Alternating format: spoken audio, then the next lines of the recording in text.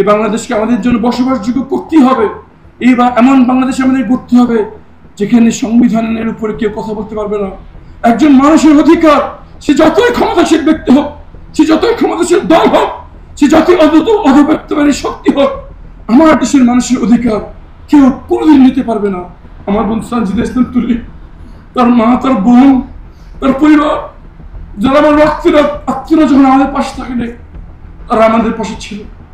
যখন কেউ আমাদেরকে চিনত না, তারা আমাদের খোঁজ খবর নিয়েছে, কথা বলেছে, জিজ্ঞেস করতে কোনো সমস্যা আছে কি। তার পরিবার কৃতজ্ঞ, আমি কৃতজ্ঞ ইউভেড এবং অন্যান্য ভিকটিমদের সংগঠন।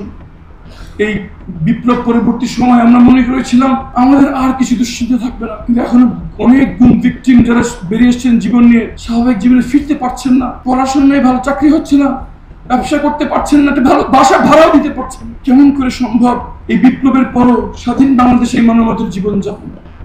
সবার মাধ্যমে আহ্বান জানাচ্ছি অন্তর্বর্তী সরকারকে, এই বন্ধুদের জন্য কিছু করুন, এই ভাইদের জন্য কিছু করুন, এই পরিবর্তনের জন্য কিছু করুন।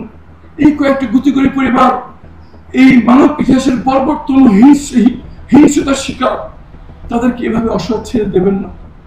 আমি অন্তত এখানে দাঁড়িয়ে আছি, কথা বলতে পারছি, একটা বই লেখার জন্য আমাকে সহযোগিতা করেছেন।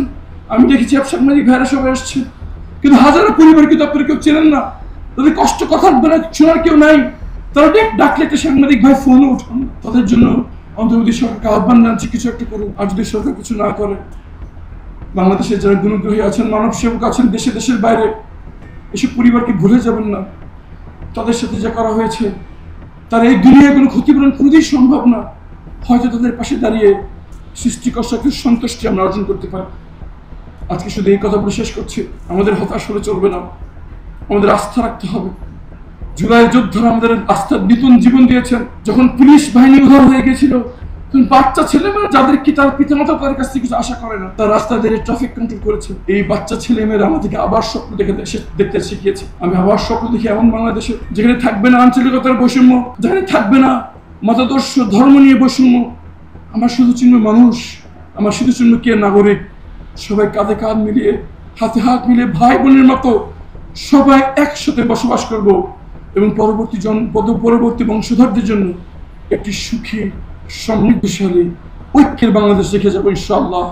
সবাইকে আহ্বান জানাচ্ছি, আসুন আমাদের এই গুম পরিবারে আমরা যে মাঠে নেমেছি, বাংলাদেশের তরুণরা যে মাঠে নেমেছে, সকল ভেদাভেদ ভুলে পুরুষ, নারী, বয়স্ক সবাই আমরা ভুলে যাই, আমরা মানুষ এবং নাগরিক। এই বাংলাদেশকে আমাদেরকে পরিবর্তন করতেই হবে। এই বাংলাদেশকে আমাদের জন্য বসবাসযোগ্য করতেই হবে। এমন বাংলাদেশ আমাদের গড়তে হবে যেখানে সংবিধানের উপরে কেউ কথা বলতে পারবে না। একজন মানুষের অধিকার, সে যতই ক্ষমতাশীল ব্যক্তি হোক, সে যতই ক্ষমতাশীল দল হোক, সে যতই অধঃপতনকারী শক্তি হোক, আমার দেশের মানুষের অধিকার কেউ কোনোদিন নিতে পারবে না।